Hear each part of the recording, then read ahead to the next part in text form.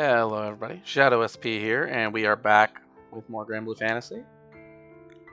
Now, I was thinking about this game for a little while. I do it a lot, and realized that I actually haven't talked about something that's kind of important. At least not in any sort of detail. And it also leads into a small pseudo lie that I've told in the past. I knew it wasn't the truth, and that lie is that we have our full roster, barring new side story additions. We have our full roster outside of the grindable characters in the evokers for the Arcarum stuff. That's mostly true, but not 100%. See, there is one character involved in a very specific place that we technically could have access to. So today, I'm going to talk about the Jewel Resort Casino. Alright, so I do not like going to the Jewel Resort Casino. I do it sometimes, and I never have fun. Alright, so you come here. This is our splash screen. If we click on the hall, we'll get these little spots over here. If they're yellow, you can click on them and get some chips. They're never going to be very large numbers, but they are free. Believe it's if you have a small number. I don't remember exactly what the limit is, but it is very small. If you have a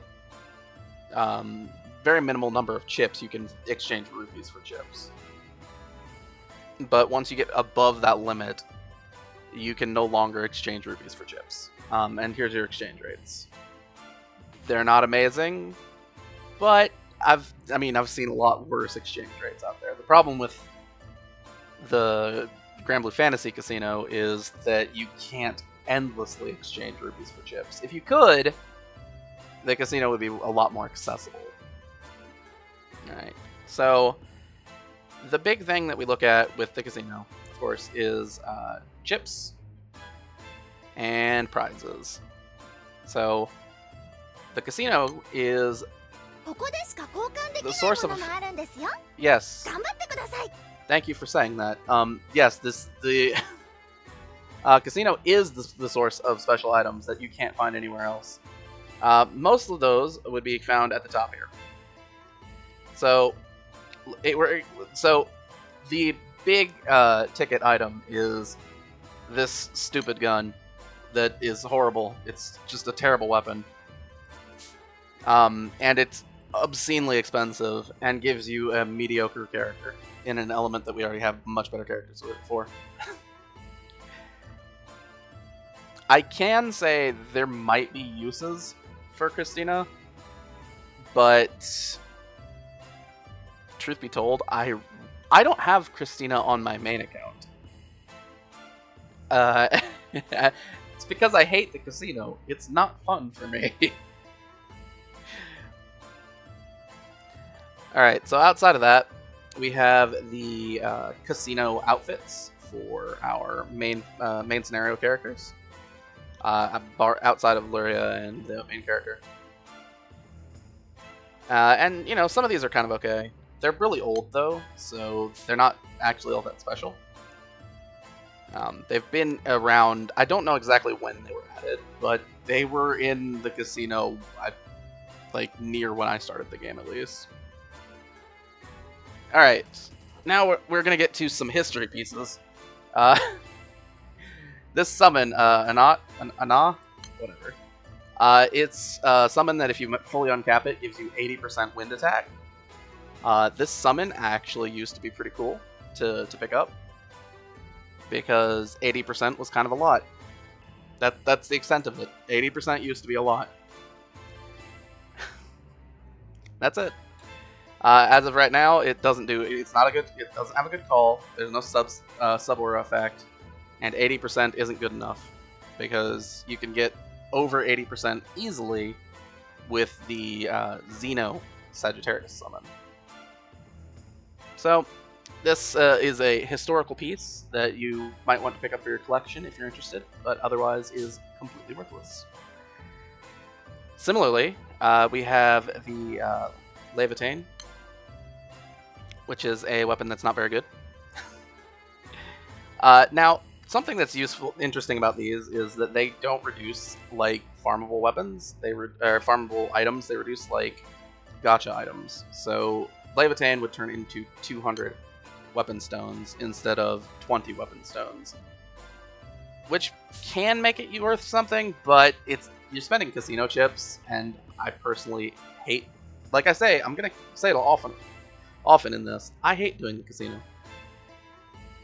So you're spending casino chips, which are really annoying to get, where you could spend like prestige pendants for the same amount and not spend all that much time going after them. I mean, technically, casino chips do not have a daily or weekly limit. So if you really no-life it, you can grind out casino chips, but man, it is boring. I'll go into the games a little bit in a minute, but for now, let's go on to the item that actually makes the casino somewhat worthwhile. That would be the Moonlight Stone.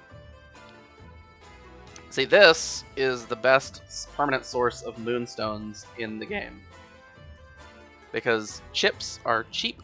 They're not really used for anything else unless you're trying to save up to get Christina or one of these skins. And you can use a decent number of moonstones throughout the game, right? If you look at some of the summon uncaps, like the Nobio uncap, I think I have one that I can show like pretty clearly what I mean over here. Yeah, if we look at the, this isn't exactly the same as some of these others, but if we look at the Dragon Knight summon, which can uncap to 4-star, it costs 5 moonstones. That is a lot of moonstones, right? And getting it from Arcarum is expensive because there's an opportunity cost to it, right? If we go to our Arcarum and look at our trader here, the moonstones, and I've gotten most of my moonstones for this account from Arcarum, right? Because I hate the casino that much. But you'll see it costs 3,000 Arca points, and those 3,000 Arca points that you're spending on that moonstone are 3,000 that you're not going to be able to save up toward a sunstone, toward an Evilite, toward any of these other Arcarum mats that you might need toward getting your evokers or getting your summons uncapped. Even getting, say, the New World series, the weapons for the Arcarum. We haven't talked about those yet, but that's because we don't have any of the Arcarum characters yet. But there's a weapon series attached, and they need more Arcarum mats. Basically, it's an opportunity cost where you spend 3,000 points that would likely have been better spent somewhere else. Now, you do have to consider your own sanity when you choose whether or not you're going to buy your moonstones from the casino or somewhere else.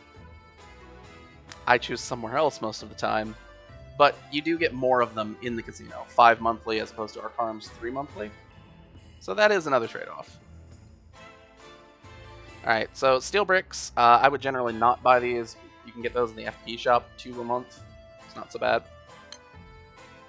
But if you need more, there's some options here. This SR stuff, not important. Now, Peridot Carbuncle. This is another way that we can get another Carbuncle. Yeah? There's a couple little Carbuncles hidden away in some random places. In such a way that we can actually get a second limit broken wind Carbuncle. Only wind, but That's better than nothing.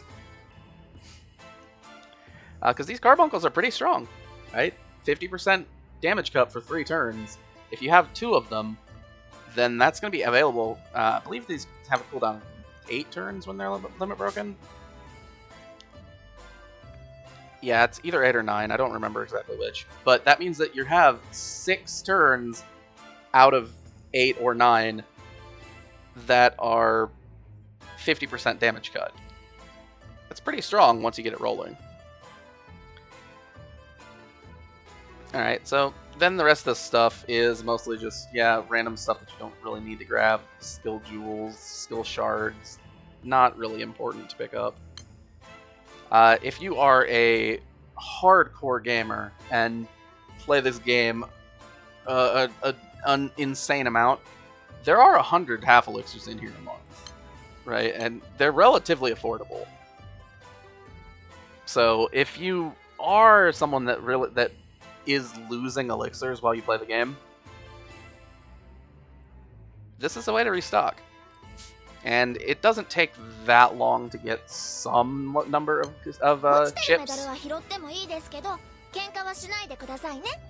Alright. You know, it's been so long. What does this even say? Sorry, clicking on the rules button. Okay, so it's just an explanation. So, there's games, right? I'll go ahead and do an instance of each of these, I suppose. So, slots. I've never actually played the slots on this game. Just in general. So, yep, that's what I expected. It's about what you'd expect. It's video slots. Alright, then I'm gonna go ahead and do bingo. Now these are roomed bingo. I don't really know if this works. You know what? I don't want to do this. This seems complicated. But the real one that we generally go for is poker. Now, the reason for that is because of the double up mechanic. Basically, it is mathematically provable that the best way to get medals in the casino, and I don't have the proof in front of me, but some other people have done a lot of the math, right? I can't really link it, but if you do some research and understand, like, video poker as a game type in general is relatively favorable to the player, and when you add in double ups, then you kind of get an overall long-term advantage. Now, it's going to take a long time sometimes to get wins, right? Like, look at this. This is nothing. What do I do with this? I do nothing. I'll grab a card. Right? Like, it's just how it is, right? Let's do one more. Right, so we basically just try to pick anything that gives us a win. And it's not going to work very often.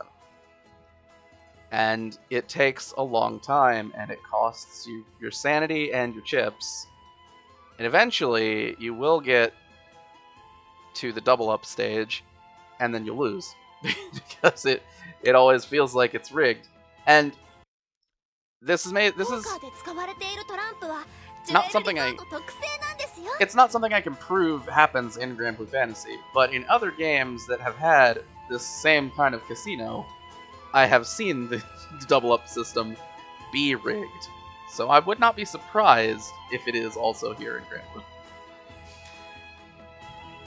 But you will eventually win, right? That's how I've accrued, what is it, this 2 million-ish medals that I have.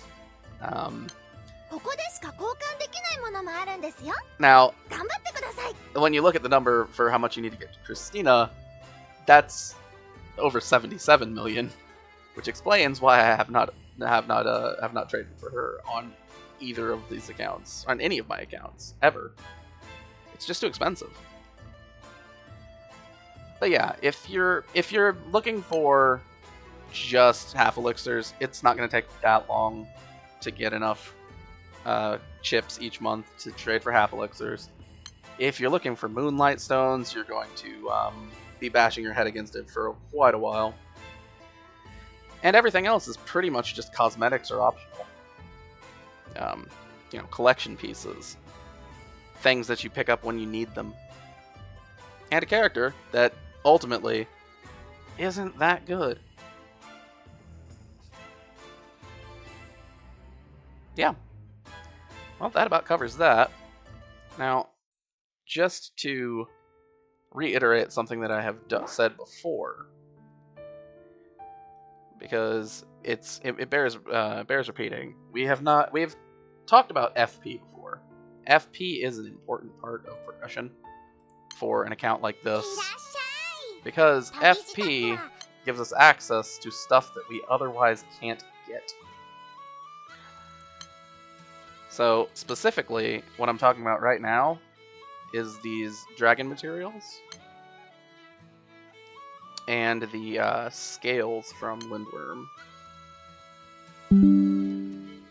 I hate Windows so much. I'm sorry about that. Okay, so we're gonna come over here. So I'm been looking at uncapping Tiamat and uncapping the Chev summon, because we are interested in these two summons in particular. One for the aura, one for the effect. Tiamat more for the effect if we're looking for like our Proto-Bahamut progression. But we're also looking for the auras. Auras are good. And interestingly enough, outside of these dragon materials, it's easier to 5-star an Omega summon than to 4-star it. Right? If you look at 4-starring this, it's kind of expensive. Costs a moonstone, costs a boatload of quartz, 10 of these anima. But if we're going 5-star, it's only 2 of these anima. And some of this, you know, less of these, no quartz, no moonstones, but it does cost these dragon materials. Well, back before FP was released, we didn't have a real way to getting these, right? Because these would otherwise be traded by stuff that we can't access. But with FP, this is actually pretty cheap. I'm gonna do it right here, right now, to show exactly what I'm talking about. Super cheap, super easy. And if you've been doing your other farming, super cheap, super easy. Now, I'm not gonna buy these because of these I can get from the raid, but other than that, super cheap and easy. I just wanted to cover that real quick because this is something that we're going to be doing for a decent amount of stuff moving forward toward the next stage in progression. Is it's all FP. FP is the big currency for a lot of this stuff, because unlike the pendants, the FP rates are pretty generous, right? Because I believe there's a pendant trade for this one also, but that's 300 pendants, and that's a lot. Basically, there's a lot of other things we can buy with pendants that I think will be a lot more helpful. Anyway, I just wanted to shove this in at the end of the video here, not because it has anything to do with the casino, but because I needed to talk about it somewhere and don't want to make a video that's like 2 minutes long. Anyway, this has been Shadow SP. Thanks for watching. Have a good one. Signing off.